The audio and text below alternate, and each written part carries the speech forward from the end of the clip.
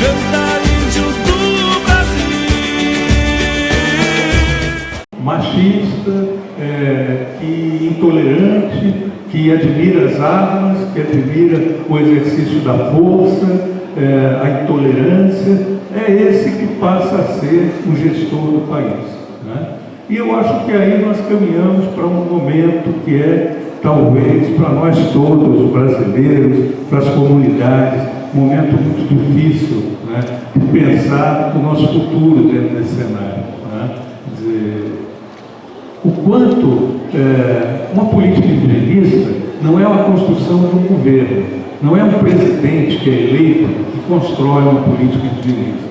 Uma política indigenista é construída de um modo muito lento, ela é construída através de práticas governamentais, através de órgãos que são criados, né? Então a política indigenista brasileira foi criada através da instituição do SPI, no período republicano, depois pela FUNAI, né? Ela prossegue com essa tradição criada fortalecendo a política indigenista, toda uma tradição positiva do romantismo brasileiro e do indianismo também, que leva a reafirmar, né, que a sociedade simpatiza com os indígenas, e a sociedade brasileira, pensada como um todo, também se sente como originária dos indígenas.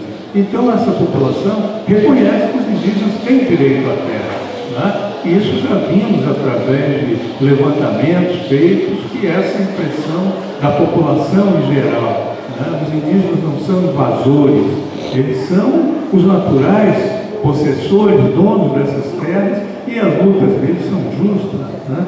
Esse exercício todo que nós vemos se realizar, ele caminha para, vamos dizer, um exercício complexo. Até quando, né, uma política indigenista materializada em organismos públicos, materializada em leis, em um capítulo da Constituição, em rotinas burocráticas, em projetos de cooperação internacional, em projetos de financiamento às organizações indígenas, como o Fundo Amazônia ou outros, como essa política, esse conjunto, que é muito mais complexo, extravasa o país, implica também relações internacionais, convenções internacionais, cooperação internacional, como tudo isso vai ser aplicado por uma pessoa que não considera nada disso valioso, considera isso um entrave ao desenvolvimento. Então, nós não vivemos um momento de aplicação de uma nova política indigenista, nós vivemos um momento de uma antipolítica, né? Esse é o que nós devemos dizer. Não existe, da parte do governo atual, qualquer afirmação de uma política indigenista, mas a prática sistemática, teimosa, irreverente, racista, intolerante de uma antipolítica, né? Essa antipolítica, ela se expressa e se exprimiu logo no primeiro dia do mandato do atual presidente, com a entrega da demarcação das terras indígenas para uma secretaria do Ministério da Agricultura, né? Uma secretaria para a qual foi convidado uma figura que era sempre um dos mais radicais em relação do agronegócio, né? Um homem que, pelas posições violentas que tem tomado, sempre se destacou por ser uma figura de proa dentro dessa ação belicosa contra sem terra, contra quilombolas e contra indígenas, né? Um homem que declara aos jornais que não pode dormir sem ter um revólver embaixo da sua cabeceira, né?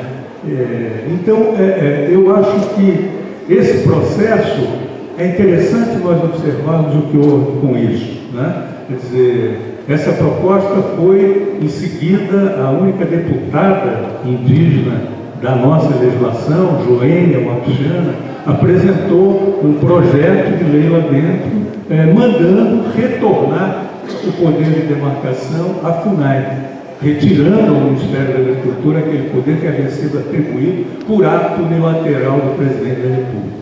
O Congresso Nacional, apesar de ter uma maioria do partido do presidente, né, aprovou esse pedido da Joênia e derrubou a disposição governamental em relação a isso, né?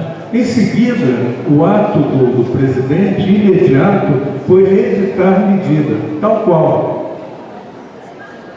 O que ninguém entendeu, porque realmente, se ela já foi recusada, por que ele vai reeditar a medida, né? E ele reeditou, e isso voltou a ser apreciado pelo Congresso Nacional e voltou a ser recusada essa transferência, né? No Supremo Tribunal Federal também houve uma votação em relação a isso, né? E essa votação foi negativa em relação à proposta governamental. Foi decidido que, efetivamente, o poder de demarcação das terras indígenas é da FUNAI. É essa agência que executa a política indigenista do governo e não pode ser retirada para outra agência sob pena de ferir preceitos constitucionais do Brasil. É muito interessante ver como as leis, como o sistema da política indigenista procura reagir, né? Mas, do outro lado, nós precisamos ver que os mandatários, eles têm um poder real já agora, né? E, nesse momento, a própria administração da Fundação Nacional do Índio já foi absolutamente deslocada do que eram os indigenistas de carreira, as pessoas que trabalharam com povos indígenas, foram funcionários há muitos anos da FUNAI e deslocaram para pessoas que vêm de outras origens sociais, militares ou até figuras de negócio, né?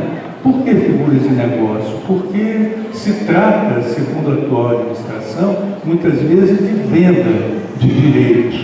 E para isso, trabalhar com empresários que são habilidosos em relação a isso pode ser muito mais prático, né? E nesse contexto, a situação é bastante difícil para os indígenas e para os próprios funcionários da FUNAI. Recentemente, na região que eu trabalho, no Alto Solimões, um funcionário da FUNAI foi morto.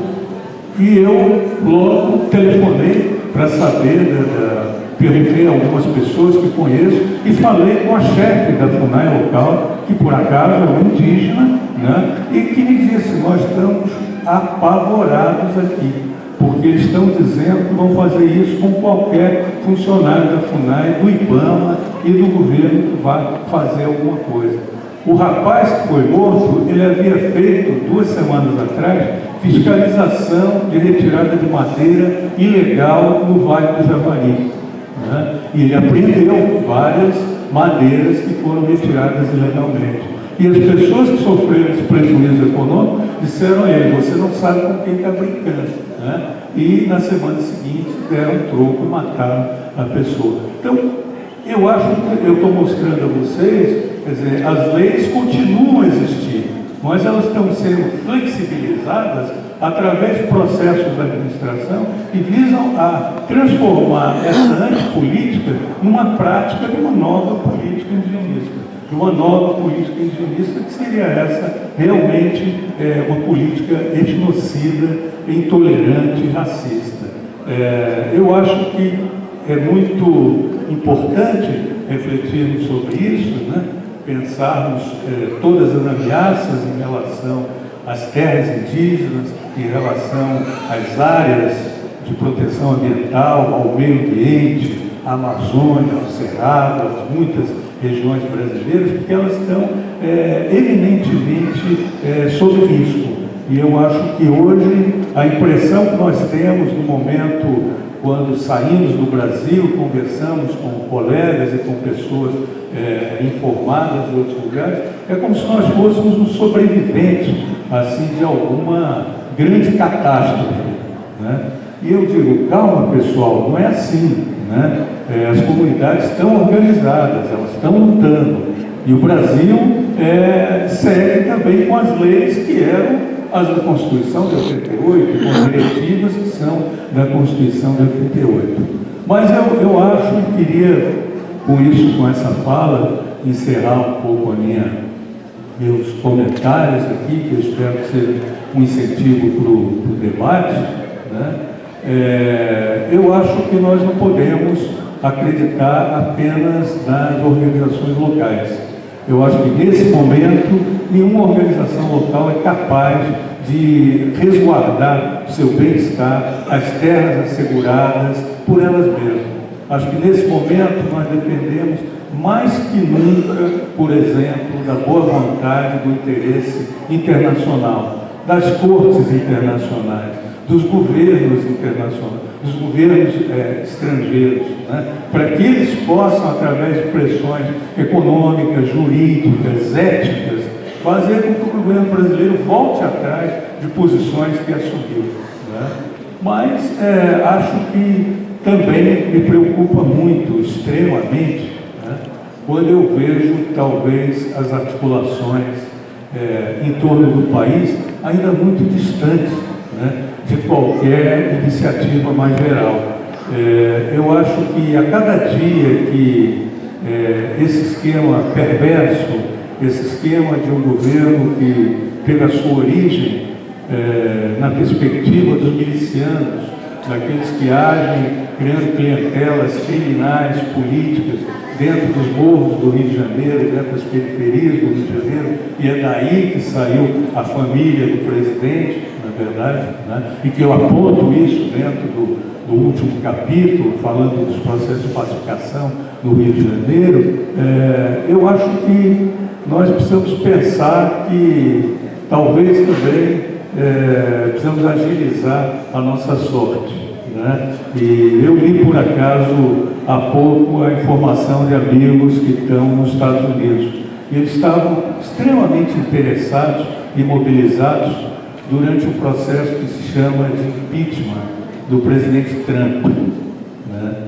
E eu disse, puxa, mas será que nós não vamos nunca nos mobilizar aqui pensando numa coisa dessa, né?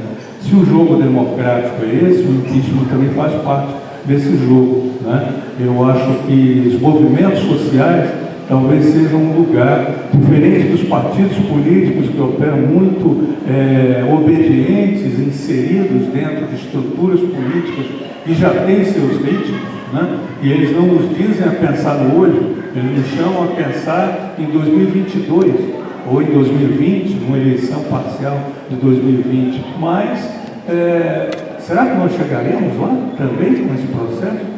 Porque eu vejo um processo muito perigoso de consolidação de uma estrutura de poder extremamente frágil, que não foi uma elaboração, vamos dizer, da elite dominante brasileira, mas foi o antídoto em relação aos governos que ela considerava de esquerda. Então, ela aceitou isso. E ela começou a usar isso de um modo bastante cômodo, né? Como inicialmente foi feito com a reforma da Previdência, com uma série de privatizações, com a tendência das ações em relação à universidade, autarquias e tudo mais, é um processo de aniquilamento da máquina estatal, entregando isso aos interesses privados, né? Isso é uma coisa bem evidente. Mas eu acho que a cada momento nós vemos coisas muito tristes acontecerem. E acho que há pouco eu encerro com isso um depoimento dado por uma amiga minha, né? Na verdade é até a companheira de um filho meu, né? Ela é professora na rede de escolas públicas do Rio de Janeiro. E ela me dizia, dizendo que os alunos, os melhores alunos da escola pública dela, eles estavam agora se destinando, estavam fazendo academias de tiro. Eles estavam arranjando recursos para entrarem nas academias de tiro. Eu disse, mas o que eles estão querendo na academia de tiro? Eles querem virar milicianos. É a única alternativa que tem aberta para eles. E eu acho que se vocês fizerem, há pouco, para acompanhar um processo de concursos públicos, eu abri um site que acompanha os concursos existentes no Brasil. E como eu consegui retirar esse site do meu, a todo momento vem informações sobre concursos. E os concursos são milhares de cargos que são abertos na Polícia Militar, no Exército e em outros aparelhos de repressão. Milhares de cargos que não vão apenas de serem remunerados baixamente, mas vão até salários que ultrapassam em muito professor assistente. Então nós estamos caminhando certamente agora para uma militarização muito forte da estrutura, né? E eu acho que o último processo já existente, com indicação do Procurador-Geral da União, né? Uma figura bastante relacionada aos interesses conservadores, né?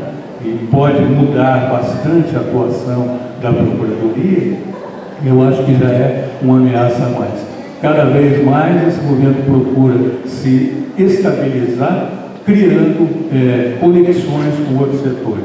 Ele não será jamais um governo popular, porque a própria característica que tem, né? Ele vai continuar a ser rejeitado pela maioria da opinião pública, mas ele cria condições de governabilidade, sim. E por isso eu acho que o nosso grande desafio talvez é tentarmos tornar mais breve esse período de distância entre as leis que construíram o Brasil, a Constituição de 88 e as práticas atuais de governança. Obrigado. Professor João Pacheco, antropólogo, registrando aqui 3G Wander, conferência final do 6º Colóquio Internacional de Povos e Comunidades Tradicionais na Unimontes, em Montes Claros, Minas Gerais. Muito importante que o senhor trouxe para a gente, para encerrar esse colóquio, né, falando desse processo de construção do Brasil através do olhar, né, desse outro, a partir de um espelho invertido, né, que o senhor vem mostrando para a gente, falando de um processo dessa outrificação, né, e objetificação do outro, no qual a gente não nos reconhece atualmente, né, e que vem nos impondo essa nova antipolítica, que o senhor vem falando, né, assim, através do ataque aos povos e comunidades tradicionais, às universidades públicas, às ONGs ambientalistas.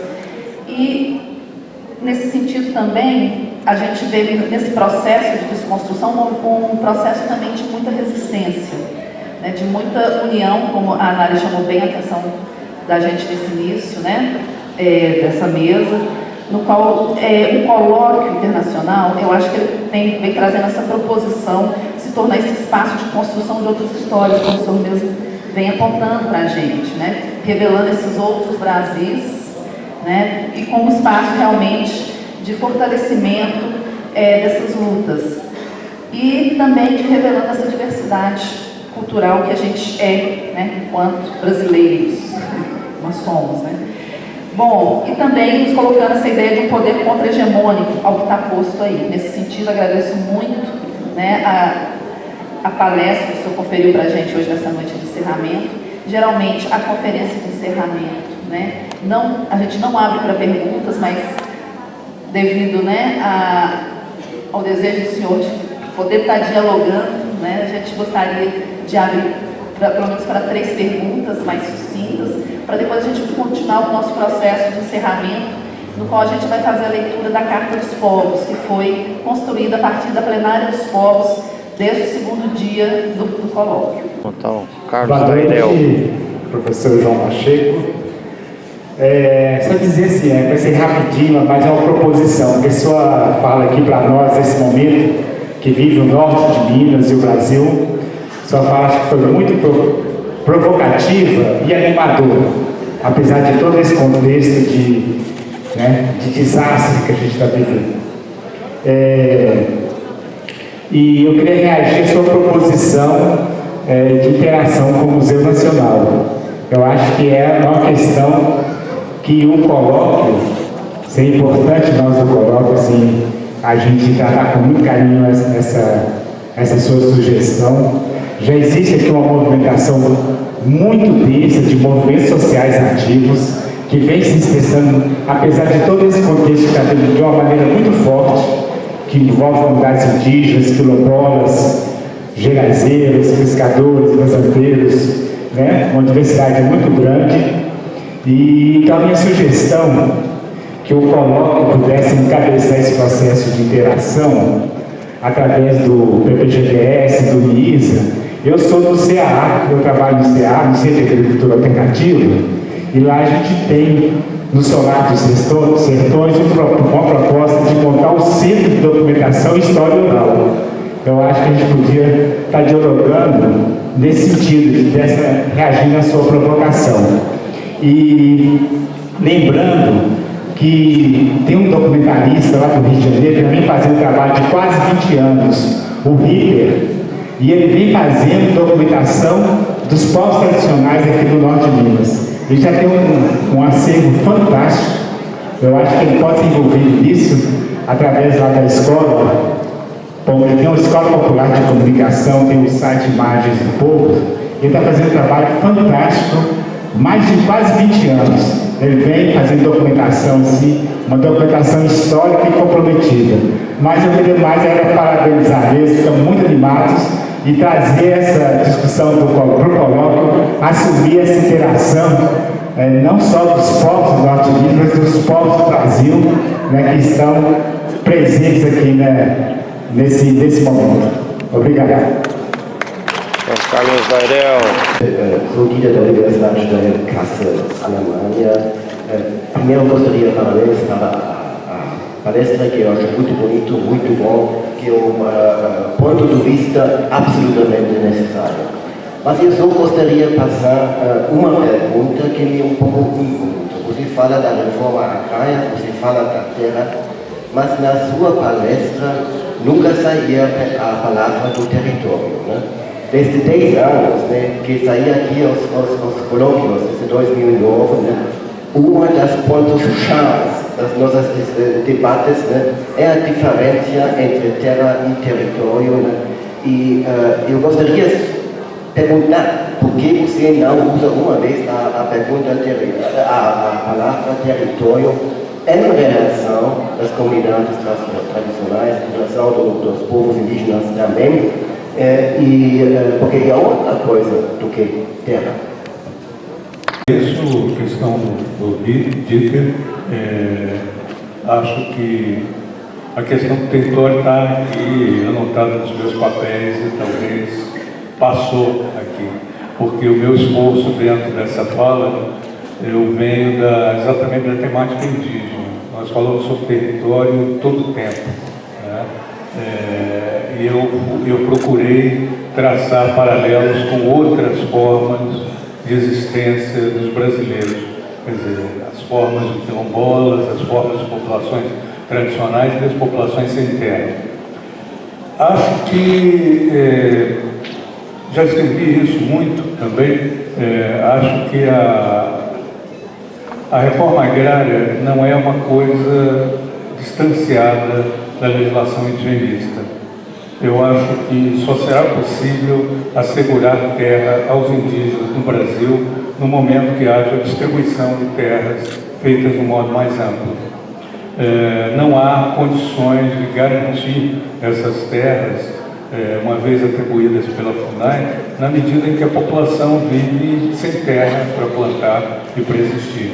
Então, eu acho que o tema da reforma agrária eu quis exatamente dar um conteúdo político mais forte a essa minha fala, no sentido de mostrar a mudança fundamental dentro do país tem a ver com essa questão da distribuição das terras. E eu acho que no momento que nós vemos hoje as coisas acontecerem dentro da destruição que é feita na Amazônia, nós temos que entender que as pessoas que estão se movendo dentro dessas coisas, quem faz os cálculos em relação a isso, não opera apenas ou nem considera essas coisas mais gerais, as categorias dessas coletividades. Ele pensa na realização de negócios, na questão de ganhos e tudo mais. Eu acho que não há uma intenção direta de destruir especificamente alguma coisa dirigida. Eu acho que a ideia é de ocupar espaços e colocar tudo isso dentro do processo de expansão do capitalismo.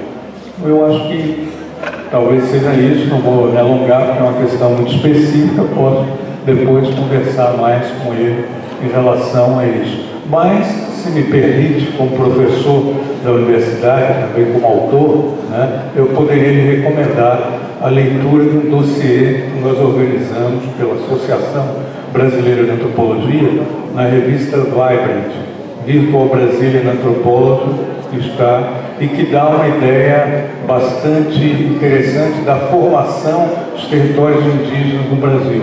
Em geral, esse processo ocorre, sobretudo, nas últimas décadas, mas ele recua e tem sua origem bem mais antiga. Mas eu acho que ali dentro a reflexão sobre o território é bastante cuidadosa e bastante alentada também, com vários exemplos dentro do Brasil. Claro que ao falar de território, nós estamos falando da construção de coletividades, né? E esse é o nosso objeto, coletividades e de culturas, né? Então, esse todo é um processo conjunto, não dá para pensar em culturas sem territórios. E também não dá para pensar territórios como alguma coisa despojada de cultura. Então eu acho que é esse jogo que torna a riqueza da questão indígena e que garante também um pouco da força dos indígenas, muito grande perante a mídia internacional e nacional também, diferente de outros grupos, como os grupos camponeses, né? Não há tanta sensibilidade em relação a massacres, violências ou reações desse tipo, infelizmente. Exatamente o que foi colocado, a possibilidade do plural, através da resistência e da persistência. E eu acredito que a universidade é o lugar onde a gente pode estar contribuindo para fazer isso também. Muito obrigada, professor.